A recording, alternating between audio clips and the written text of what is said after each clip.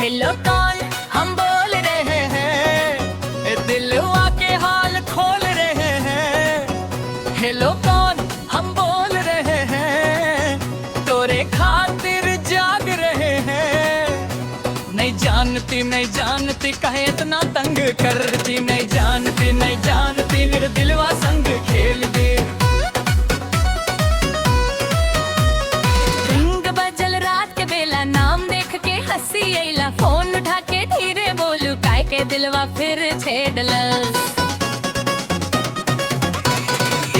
गोलियां नखरा तो हर जान लेवे, हर बात 2 मिनट में घंघा बीटल हो तारी रात।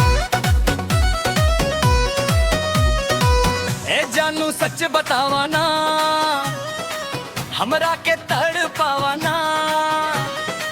जानत बारू दिल के हालत हेरू नहीं बतावा ना।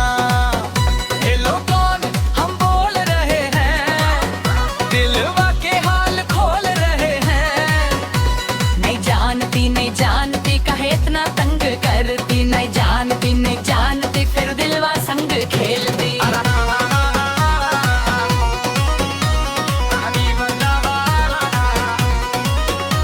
मोबाइल या कान पे लागल, धड़कन तेज हो गईल, तोरे हंसी सुनते नींदिया सब खो गईल।